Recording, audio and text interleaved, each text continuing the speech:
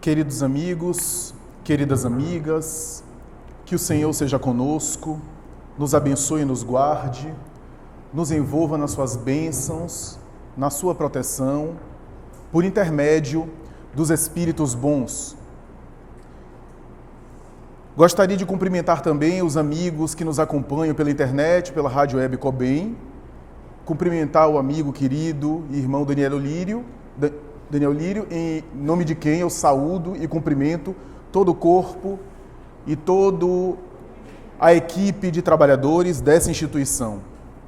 Antes das nossas considerações, gostaria de apenas dizer e me desculpar já de antemão, pela razão de não podermos ficar aqui, talvez por um momento melhor, que depois eu cumprimento, alguém tira uma dúvida, alguém levanta uma questão que às vezes a gente formulou aqui durante a palestra, ou algum questionamento, algum acréscimo que a gente possa esclarecer, ou possa me enriquecer. Infelizmente não poderíamos ficar aqui no período final, como normalmente a gente faz. Estava conversando até com Graça, nem gosto disso, mas por conta de outro compromisso doutrinário aqui numa casa aqui ao lado, né? Então a gente vai sair daqui logo após a exposição. Peço licença ao querido amigo, por conta desse compromisso, não ficando inclusive para o período da prece final, por conta de um evento aqui em outra casa e que houve essa dificuldade no momento do agendamento e de uma alteração de horário que acabou quase que chocando aí, mas para fazer e para honrar o compromisso, a gente manteve e vai aí dar prosseguimento. Dito isso, iremos começar com as nossas reflexões. Allan Kardec, o extraordinário codificador do Espiritismo, na obra O Livro dos Espíritos e em outras obras, deixa claro, em vários momentos dos seus textos, que o espírito humano, seja na Terra, no plano da carne, seja fora da Terra, no mundo chamado desencarnado, no mundo da matéria sutil, como se queira, progride. E progride incessantemente. Esse progresso ocorre, nas palavras do mundo espiritual Allan Kardec, em dois aspectos essenciais, que é uma síntese que os espíritos dão para que a gente tenha uma ideia do espírito de evolução. O progresso que ele chamou intelectual e o progresso moral. Nessas duas expressões, nós temos aí o trabalho da inteligência, e aqui inteligência não apenas no sentido lógico, formal, matemático, mas a inteligência no sentido mais amplo, o discernimento, a compreensão, a capacidade de entender as coisas, e o progresso moral, no qual estão não apenas a evolução ética, o desenvolvimento da sensibilidade, mas também todo o arcabouço de emoções, sentimentos, daquilo que não é cognitivo, daquilo que é da ordem dos sentimentos, daquilo que é da ordem da moralização.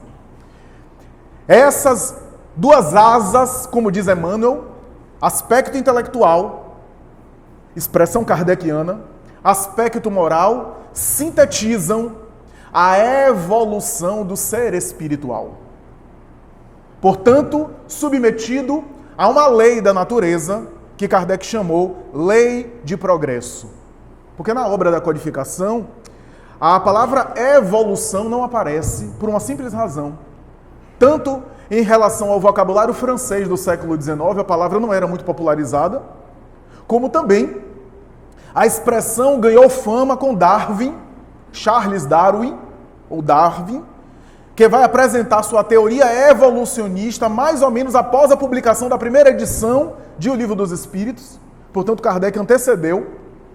E mesmo na época de Kardec, o termo evolução da época de Darwin não havia sido ainda popularizado. Daí Kardec usa a expressão progresso, e em alguns momentos ele usa também desenvolvimento intelectual, desenvolvimento moral, mas a palavra evolução não aparece na obra básica, mas a gente entende que é a mesma coisa hoje. O Espírito Emmanuel, através de Chico Xavier, se apropria dessa expressão para fazer uma espécie de abordagem em cima do texto kardeciano, dizendo que poderíamos também utilizar a expressão amor e sabedoria. Progresso intelectual e progresso moral. Sabedoria que reúne todas as faculdades de discernimento da criatura, desde a cultura acadêmica, a literatura formal, que vai equipando o espírito de cultura, de conhecimento, de dados, de informações, que ajuda ele a discernir e entender um mundo melhor, até a compreensão ética, o discernimento, que fazem parte tudo dessa asa. E a outra asa, que impulsiona o espírito na evolução, que ele chama de amor, que é o conjunto de todas as expressões sentimentais, emocionais, e, portanto, também tem a ver com a moralidade do ser espiritual. Essas duas asas impulsionam ou são responsáveis por nivelar o espírito no seu grau de consciência, no seu nível de amadurecimento. Mas o que é interessante perceber é que essa lei do progresso não apenas envolve as criaturas humanas, espírito que é o investimento maior da divindade, mas graças à evolução da criatura e, por consequência, a evolução do meio onde ela está, mas, ao mesmo tempo, essa lei do progresso, que confere uma via de mão dupla, oferece também uma evolução natural e automática das coisas materiais pela sua lei, através do desgaste da matéria, que nada mais é do que uma sucessiva coletânea de transformações moleculares e alteração material para as formas cada vez mais sofisticadas.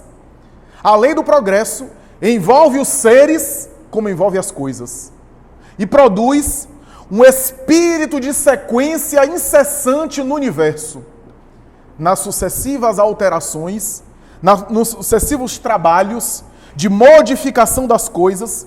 Portanto, nós tanto somos modificados pelas coisas ao nosso redor, como também modificamos as coisas pelas quais somos modificados, numa interação dialética, a ponto de, à medida que a gente opera no mundo, fazendo a nossa parte no conjunto coletivo, nós somos transformados pela ação que a gente faz operando. À medida que a gente vai modificando o nosso redor com as nossas ações, a gente vai sendo modificado internamente pelas ações que a gente executa. Esse trabalho, em que o indivíduo, no sentido particular, amadurece, ao mesmo tempo que ele faz a sua parte na obra da criação, é um dos engenhos mais inteligentes, bonitos e sofisticados da própria providência divina, da própria criação, que estabelece que os seus seres vão ao longo dos évos, ao longo das épocas, descobrindo aspectos da divindade à medida que crescem, sendo permitido pela própria divindade. O que significa dizer que a divindade vai se revelando à criatura nos seus aspectos multifacetados, à medida que a própria criatura se descobre e cresce em si mesma. Portanto, a divindade vai se revelando, mas se revela, e assim o fez, à medida que o próprio ser humano também se revela. É, portanto, uma relação quase que num espelho, daí a expressão bíblica, criado à imagem e semelhança, ou como diz a mediunidade de Chico Xavier, em vários autores espirituais, a centelha divina. A verdade é que, com isso, nós temos a ideia de que tudo segue um espírito de sequência. Tudo. A matéria, o modo de viver, as condições climáticas, as condições materiais ao entorno, que ao longo das épocas vai trabalhando a criatura e vai trabalhando as situações. O tempo vai desgastando a matéria, mas vai também trabalhando o espírito, dois elementos que são constitutivos do universo, como diz a própria codificação. E assim, a organização social, estruturas arquitetônicas de moradia, pensamento humanista, sociológico e antropológico, relações sociais, práticas sociais, forma de se organizar socialmente, entendimento do cosmo e de si mesmo, vai sendo elaborado ao longo dos séculos, vai sendo melhorado ao longo dos tempos, à medida que a própria criatura é transformada por esse caldo evolutivo, como ela própria também empreende esforços para se melhorar. O que significa dizer que os hábitos vão sendo também sutilizados, vão sendo aprimorados. Se você comparar o hábito do homem atual e o homem medieval, você vai ver o quanto nós já avançamos, para comparar alguns séculos apenas, em comparação com os milênios que o planeta tem. Os hábitos vão se tornando menos materiais, menos grosseiros, menos densos e mais sutis, mais leves. Desde a forma de se comunicar, cuja linguagem cada vez vai ampliando mais para conseguir vestir o pensamento, porque o pensamento é muito maior do que a linguagem. A linguagem sempre limita a imaginação e a infinita possibilidade da cognição. Até o trato social, até a etiqueta, até a forma de se relacionar, a forma de se comunicar, a forma de interagir. Tudo segue o espírito de sequência na natureza. Das manifestações mais materiais, hábitos físicos, dormir, acordar, se alimentar. Basta ver as alimentações, o como a alimentação tem mudado ao longo dos tempos. A gente se alimenta hoje de uma forma diferente há 5 séculos atrás. E assim vai adiante. Os espíritos chegam a dizer a Allan Kardec que, em planos superiores, a alimentação é muito mais sutil porque os próprios corpos não têm os estômagos grosseiros da Terra. Olha que os espíritos xingam a gente de uma maneira sutil, né? Diz que a gente é grosseiro. Então, eu acho que a feijoada pode estar cancelada futuramente. Eu tenho essa suspeita, infelizmente. Confesso aqui. A verdade é que existe uma evolução dos hábitos que vai tornando tudo sutil.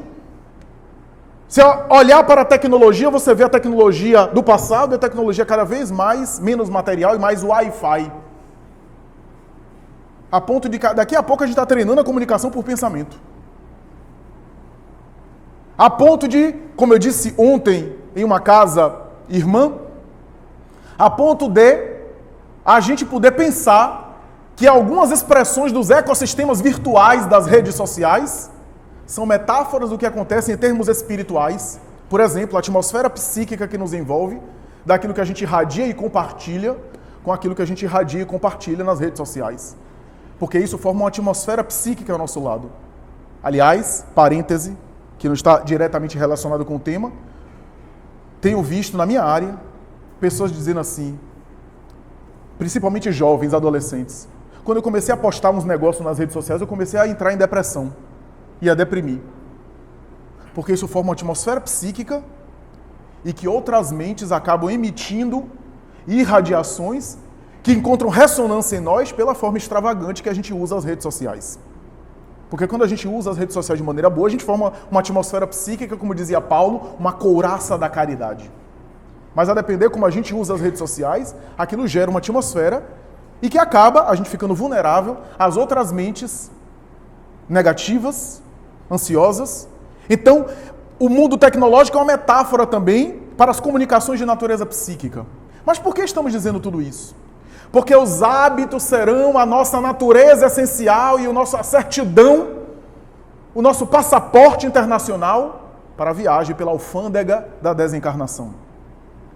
O espírito desperta além do corpo, não com aquilo que acumulou na matéria, porque a matéria é transitória, mas com aquilo que acumulou em termos interiores, com o seu patrimônio. E os hábitos vão formar uma espécie de realidade que ele próprio criou enquanto alimentava esses hábitos no mundo físico. O que significa dizer, como dizia Chico Xavier, que a desencarnação ou morte é a mudança de casa sem mudar a pessoa. Cada um desperta além do túmulo, segundo o relato dos espíritos, conforme a gente foi adormecer. A morte é uma cirurgia que a pessoa toma anestesia geral e acorda depois convalescente.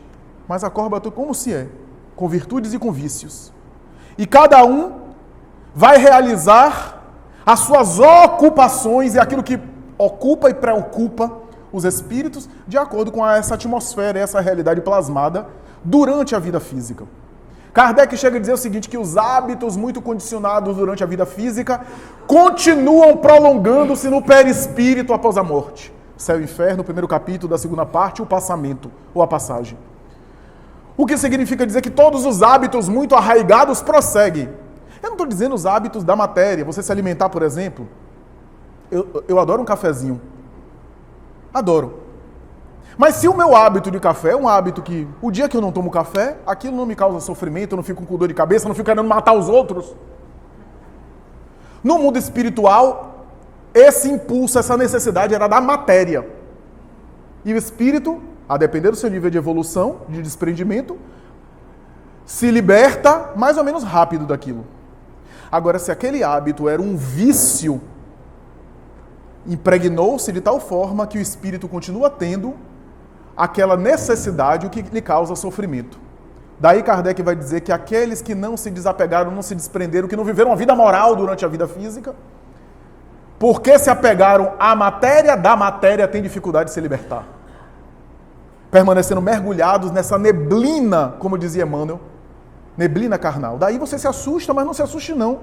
Em entender um espírito passar 10 anos, por exemplo, sem se dar conta que já viajou.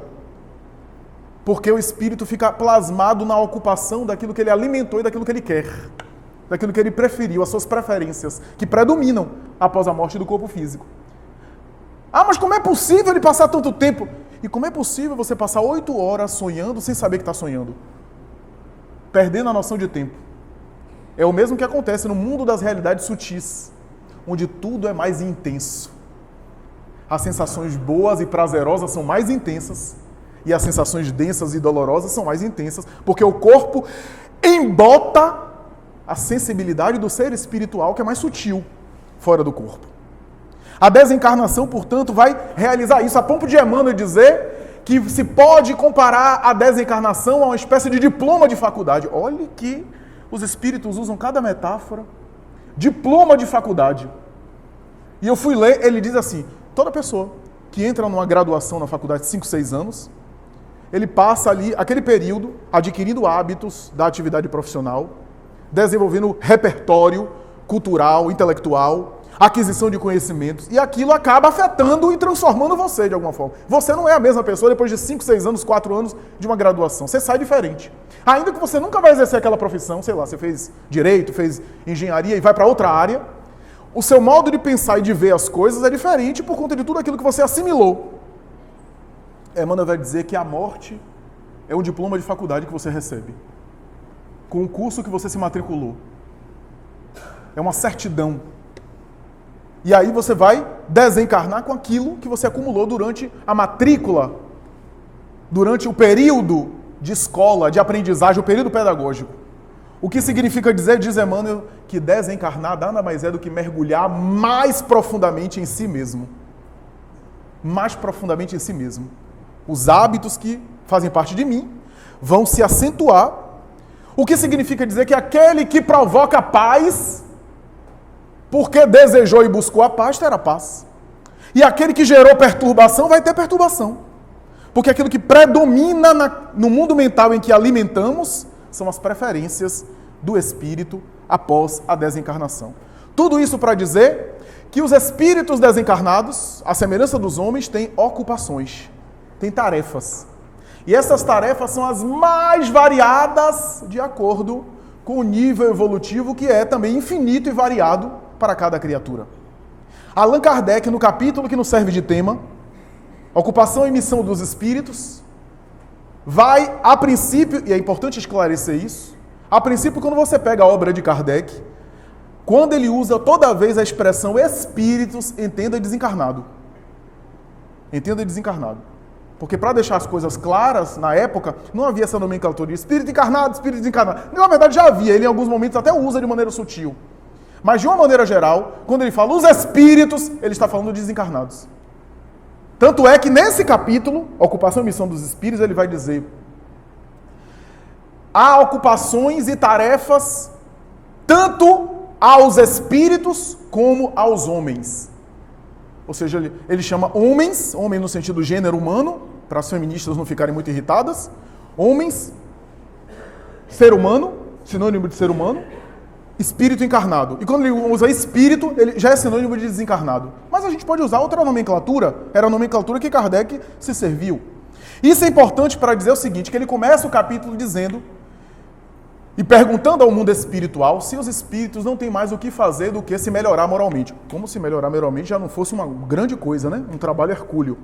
Mas o que Kardec queria saber, na verdade, era que tipo de atividade desempenhava o espírito no mundo espiritual. Afinal, aqui a gente tem determinados trabalhos que dizem respeito à sobrevivência física. Por exemplo, os recursos materiais para a pessoa se manter, para a pessoa comer, para a pessoa se alimentar. O espírito não se alimenta não tendo corpo físico, não tendo necessidades biológicas. Não vai morrer, porque já morreu. Então ele não tem por que se alimentar nesse sentido exato da palavra do corpo físico. Então que tipo de trabalho o espírito realiza no mundo espiritual? Que tipo de ocupação ele realiza? São essas as perguntas que permeiam o início do capítulo que nos serve de tema. E os espíritos vão dizer que além de melhorar-se moralmente, concorrem com o coletivo, fazendo a sua parte na engrenagem coletiva, desde os espíritos mais simples, mais infantis, mais primários, até aqueles mais amadurecidos, que também percorreram a escala, a evolução, os degraus evolutivos. Todos eles têm ocupações e alguns ou missões. As ocupações e missões dos espíritos são as mais variadas, de acordo com as suas necessidades, com seus méritos e deméritos, a depender do tipo de tarefa. Você não vai dar para uma criança de 3 anos uma tarefa de grande responsabilidade coletiva, porque a criança não tem condição, não tem maturidade para entender. Da mesma forma, há tarefas específicas que não são dadas a espíritos muito infantis no mundo espiritual. Há tarefas de grande porte que são dadas a espíritos competentes. O que não significa dizer que Deus está refém de uma criatura humana. Lembremos de Kardec em Obras Póstumas, quando conversa com o coordenador espiritual da equipe que ditava a doutrina espírita para ele. O espírito de verdade respondeu a ele mais ou menos assim. Ele pergunta: poderei eu falhar? E a entidade responde: sim, sem sombra de dúvida, podes sucumbir, podes fracassar. Mas entendei bem que sairás muito feliz e pleno se conseguires desempenhar bem a missão que a divindade te deu. Tens todos os recursos para isso. No entanto, se ainda assim o falhares, outro realizará em teu lugar. Porque Deus não concentra a sua obra totalmente na cabeça de um único homem. E olha que o Espírito estava falando com Allan Kardec, que era um dos missionários mais capazes de toda a humanidade na história. Eu até diria que da equipe do Espírito de Verdade ali, ele foi uma das entidades mais preparadas, e tinha que ser a mais preparada para reencarnar no corpo, para que o mergulho na matéria não perturbasse e não desviasse a missão.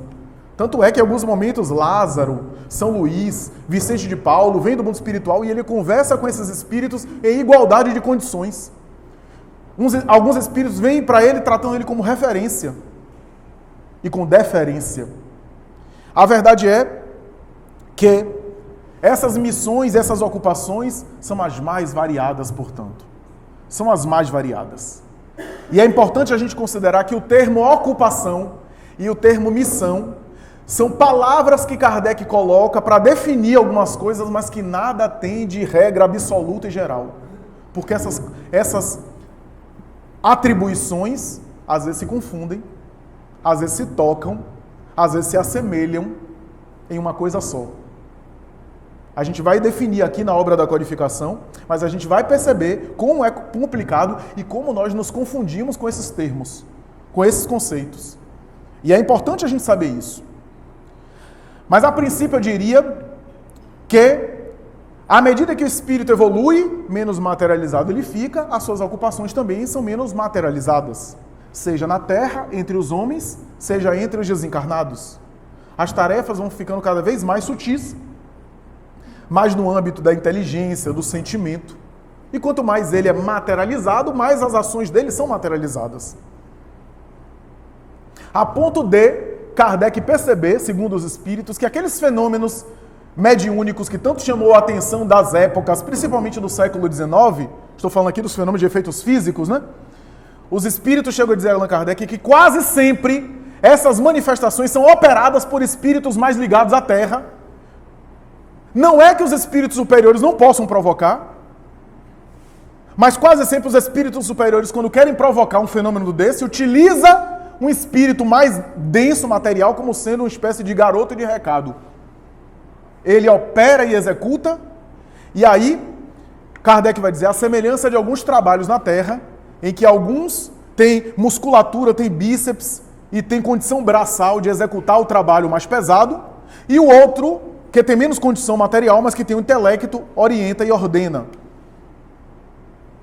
Os espíritos, é uma metáfora, não quer dizer que quem tem musculatura aqui no mundo é espírito inferior e o engenheiro que está mandando no operário da construção civil é necessariamente espiritualmente melhor, porque o mundo material é feito de muitos contrastes. Ele está usando a metáfora para dizer que, da mesma forma que existe isso daqui, existe lá, só que lá obedece ao grau evolutivo. Os espíritos menos densos são mais evoluídos, desencarnados. E os espíritos mais densos são mais ligados à matéria. E por isso operam mais diretamente, mais facilmente. Porque é mais penoso para o espírito muito desligado do mundo físico. Ele pode, porque ele tem recurso. Mas de ele se infiltrar, de ele mergulhar no mundo da matéria mais densa para operar nos elementos materiais mais grosseiros. Então é mais fácil haver uma hierarquia em que esses espíritos que executam, às vezes obedecem a ordens de cima, a ordens mais sutis. A verdade é que há muita confusão, porque quando a gente fala em missão, a missão é uma tarefa. Todo missionário tem uma tarefa. E a gente costuma achar que missão é uma coisa assim de glória, de holofote, de selfie, de aplauso. Não, a missão quase sempre, no sentido aí conhecido da palavra, é uma tarefa mais difícil. É uma tarefa mais desafiante. A gente confunde missão com o prêmio da missão quando o missionário cumpriu bem a missão. Esse é o problema. Então a gente, pô, que missionário, que maravilha. Coitado, se ele é missionário, coitado dele. Ore por ele. Porque o missionário tem mais risco de cair, de fracassar na prova. Como eu disse, é claro que há tarefas específicas que não são dadas a qualquer espírito. Espíritos também capazes de executar. Porque a natureza não dá saltos. Né? Não podemos exigir de um selvagem uma conduta de um Francisco de Assis. Tudo segue o espírito de sequência. Mas Kardec percebe que essas coisas... O próprio Kardec, apesar de definir a missão com uma definição e a ocupação com outra, Kardec vai dizer que essas coisas se confundem. Se confundem muito. A maternidade e a paternidade é uma missão. Agora, é uma missão mais particular. É uma missão que o espírito tem com ele mesmo e com os deveres, para com a sua consciência, com o seu programa, que ele vai desempenhar. Mas é uma missão relevante.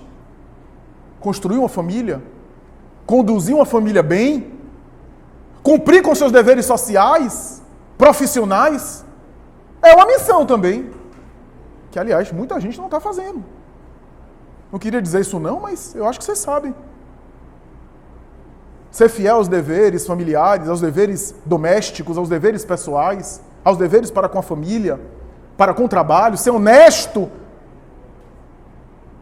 Isso também é uma missão. São deveres pessoais. Agora, é claro, quando a gente fala em missionário e missão, a gente pensa naquela tarefa daqueles espíritos que tem um raio de ação coletivo que afeta uma comunidade maior. Esses são chamados missionários no sentido genérico da palavra, no sentido geral. Essa missão ou essa tarefa mais coletiva são tarefas mais árduas, mais difíceis, mais espinhosas, que exigem mais do ser espiritual, que exige mais dele. Da mesma forma que a gente pode dizer que toda ocupação, então, é uma missão particular. E toda missão, no sentido aqui genérico, ou seja, a tarefa coletiva, também é uma ocupação. Sabe por quê? Porque a gente esquece que sabe qual é o objetivo principal de qualquer missão, inclusive a missão de caráter coletivo? Melhorar o missionário. O objetivo maior da missão é amadurecer, é desenvolver ainda mais o candidato. Por isso você vê, poxa, aquele espírito tão missionário fazendo tanto bem, sofrendo tanto, passando por tantos obstáculos. O patrono dessa casa é Bezerra de Menezes. quantos gestos de bondade, quanta doação, espírito com a estrutura psicológica, um dos espíritos de escola. Em minha forma de entender, durante anos, e talvez ainda continua, o presidente no mundo espiritual do movimento espírita brasileiro. Porque nos congressos brasileiros e até internacionais, é ele que se manifesta por meio de Divaldo e de outros. Esse espírito notável, que vem de experiências de reencarnações anteriores e muitas voltadas à atividade já cristã, porque é espírito antigo, segundo o próprio Chico Xavier. Que espírito notável. No entanto, na vida dele, quantos percalços, quantas dificuldades. Na vida pessoal, inclusive, necessidades financeiras, carências. Ficou viúvo uma vez com um monte de filho. Um filho esquizofrênico com transtorno mental. Mais de 5 filhos, teve um biógrafo que escreveu disso, de Bezerra de Menezes, morreram. Ele morreu pequenos. Na época, as mulheres, né, tinham filhos, tinha infecção puerperal, tinha um monte de situações que às vezes o filho não vingava, né, não sobrevivia após o parto. Quantos filhos morreram? Mais de 5 filhos. Não tenho lembrado agora o número exato. Aí você fica pensando, você é capaz de perder 5 filhos? Eu não sou capaz nem de ter 5 filhos.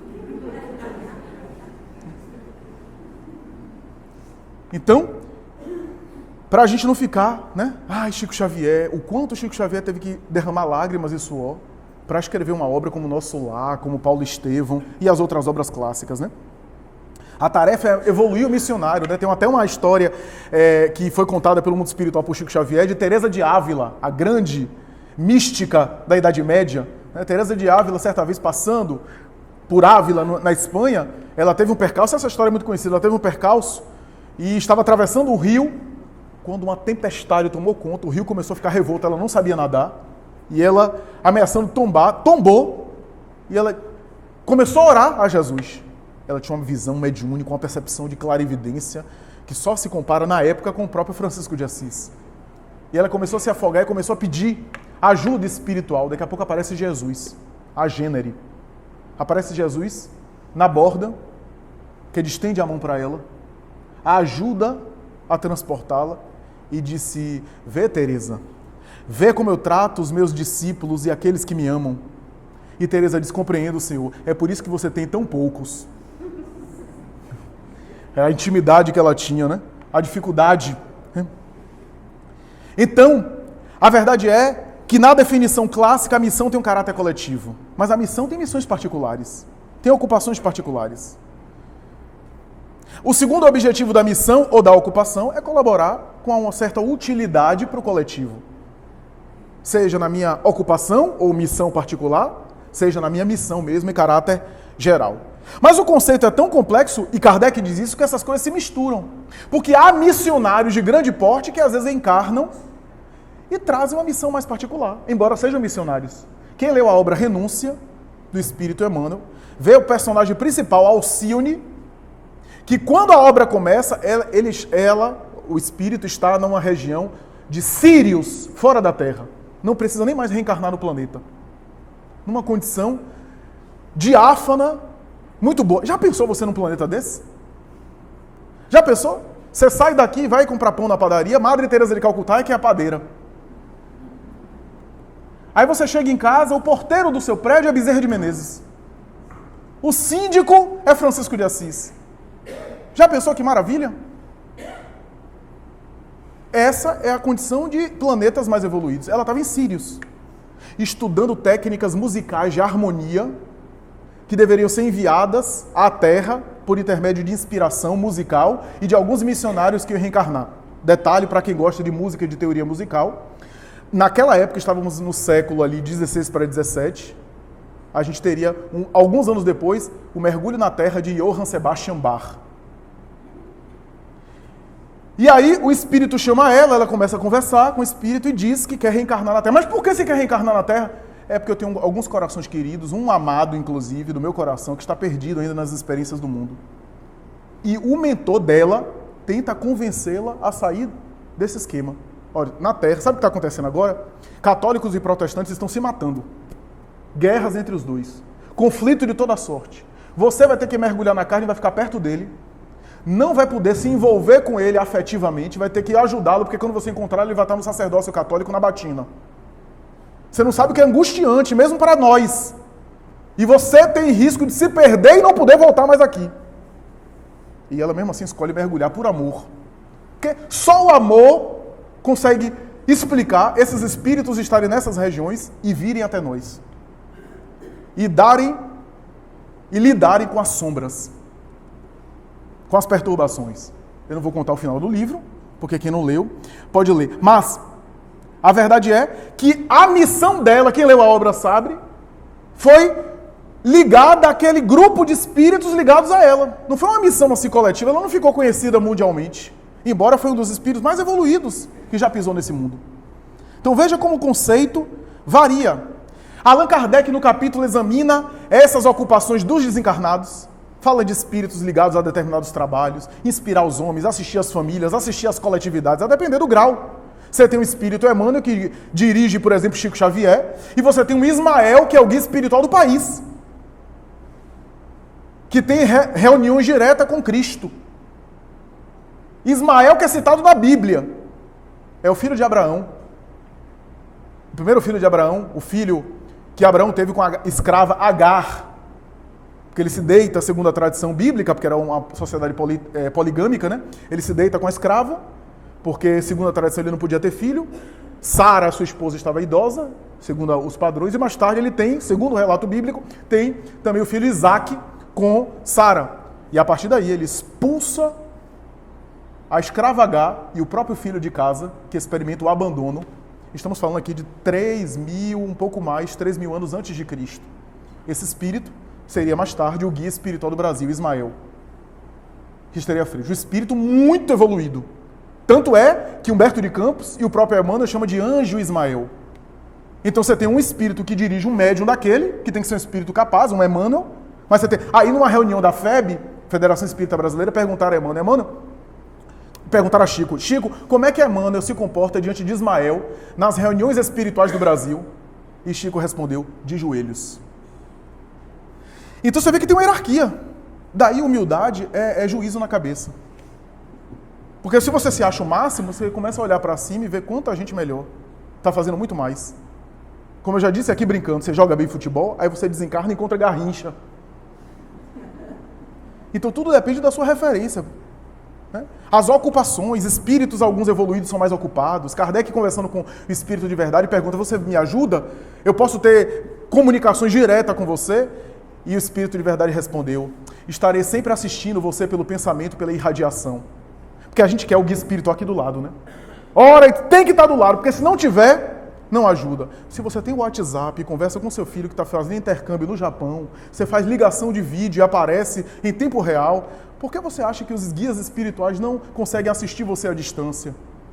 Eu voltei de uma cidade do interior para cá, de ontem para hoje, ou melhor, de anteontem para ontem, e o aplicativo de GPS ia me dizendo onde é que eu ia, para lá e para cá, vira à esquerda, vira à direita, sabia mais do que eu. E o que é pior, passava por determinados locais, ele dizia, você que já esteve no restaurante X, aqui também tem uma pizzaria, ele sabe até o que eu como. Agora, se o Google sabe meus hábitos, imagina o guia espiritual. Só que aí Kardec pergunta, irás me assistir, terei condições de me comunicar com você diretamente em diálogo?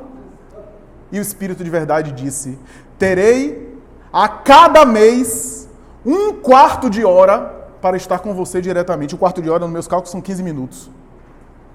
Graças à atribuição de uma entidade dessa. Divaldo já contou nesta casa, em uma palestra que ele deu sobre o Centro Espírita, antiga, está em vídeo, ele diz que certa vez ele ficou conversando e rendeu uma conversa demais na sessão mediúnica e começou a mediúnica muito atrasado. Muito atrasado não, mas um pouquinho atrasado, porque os espíritos são rígidos no começar e mais ou menos flexíveis no terminar, porque não vai durante, de repente, um transe, tem que acabar em 1 segundo. Não, tem uma flexibilidade, mas tem uma certa rigidez também. E ele demorou demais numa conversa que se alongou demais e começou a reunião mediúnica atrasada. E aí o último espírito programado na mediúnica para se comunicar ficou retido no médium e deu o horário da mediúnica acabar. E Divaldo começou a conversar. Meu irmão, na próxima reunião você vem, toma o tempo todo da reunião, mas agora a gente tem que acabar. E o Espírito, não sai. Eu disse, sai. Não saio, sai. Eu disse, e agora? Joana de Anjos desapareceu. Eu disse, meu filho, fale com ele com doçura. Porque a culpa não é dele, de você ter tomado o tempo dele, da comunicação dele. E eu vou dizer outra coisa para você, para o senhor. Estou indo embora, viu? Ele disse, minha irmã, se a senhora, mentalmente, né? Se a senhora, e o que eu vou fazer aqui? Eu não posso fazer nada, meu filho. Eu tenho um compromisso. Tem outras pessoas me esperando em outro lugar. Era a forma que o Espírito Guia tinha de disciplinar ele. Ele disse, nunca mais. Então a gente vê isso. Na obra Nosso Lar, quantos espíritos em ocupações variadas? Arte, literatura, escrita, discurso.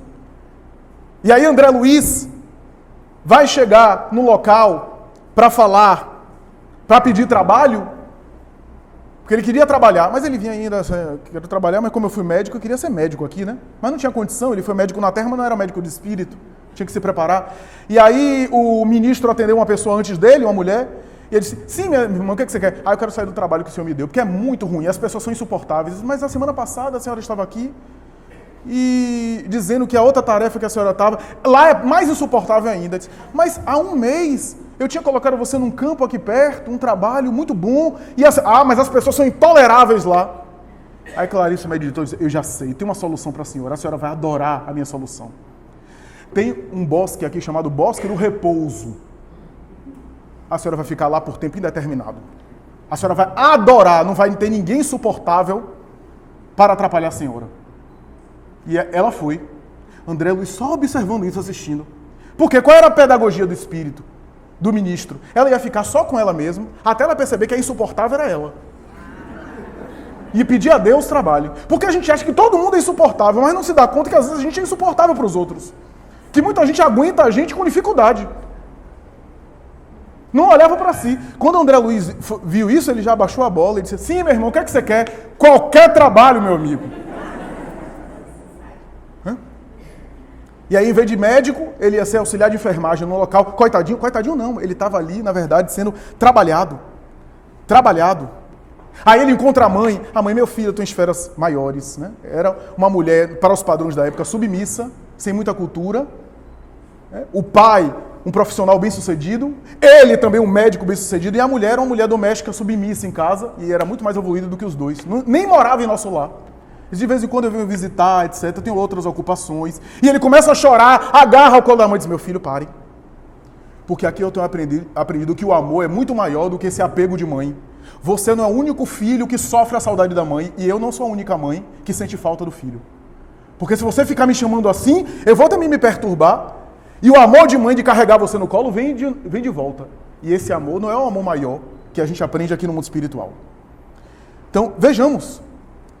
E aí ele vai trabalhando, até que ele tem também experiência, né? Ele ficava perdido.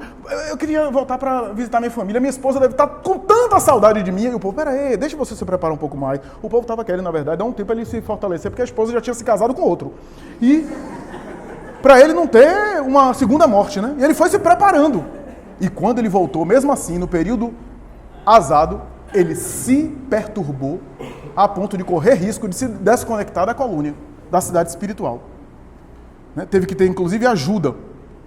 E quando ele consegue mudar a percepção e ver que ele foi e exerceu um papel, mas agora a sua mulher, e se ele estivesse no lugar dela, ele faria a mesma coisa, a sua mulher jovem, teve que refazer sua vida, e que tinha um homem que tratava ela bem, que cuidava dela, e se ele a amava, ele tinha que ver um amor de uma forma diferente.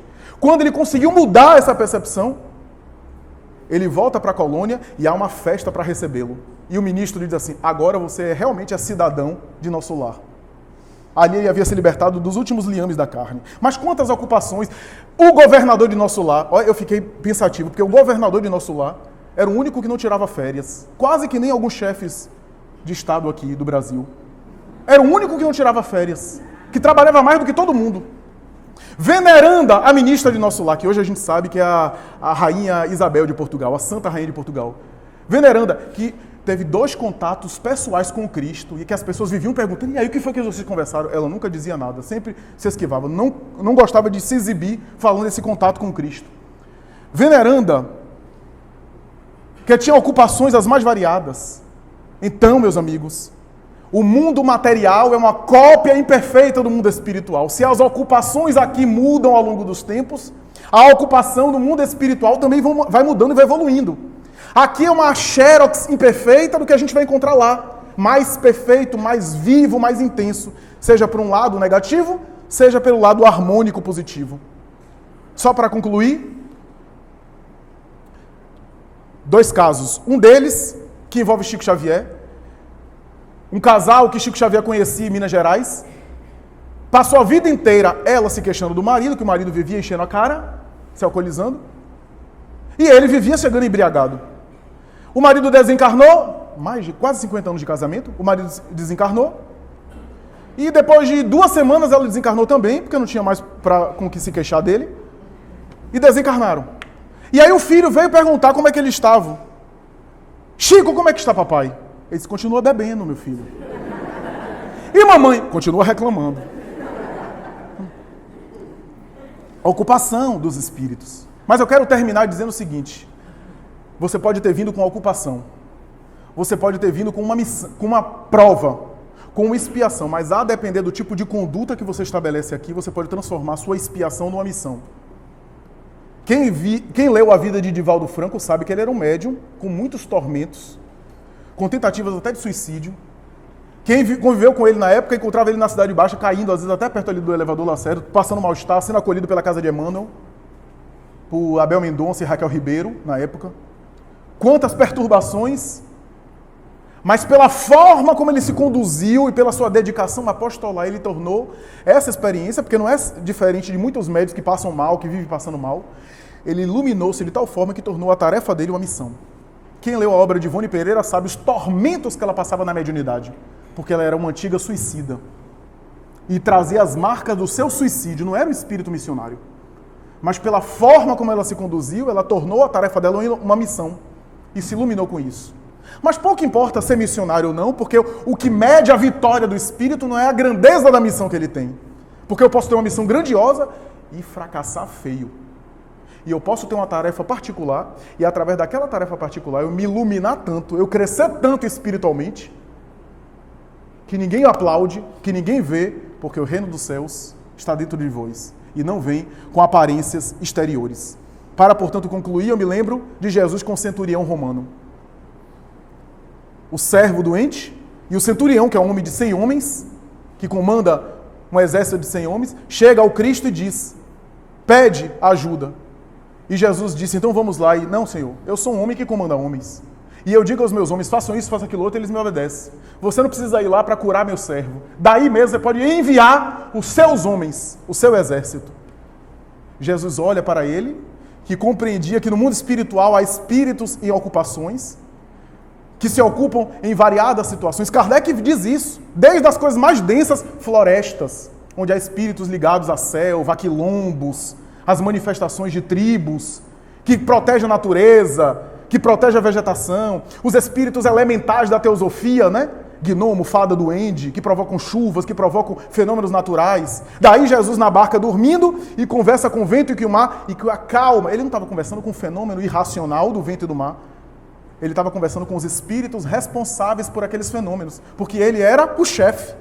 Ele era que liderava. Então ele pediu para que os espíritos parassem de provocar chuva naquele momento. Os elementais da teosofia. Então Jesus olha para aquele centurião que compreendia a ocupação dos espíritos, balança a cabeça, olha para os apóstolos e diz, uma fé dessa eu não tenho visto em Jerusalém. Vai, o teu servo está curado. Muito obrigado, muita paz.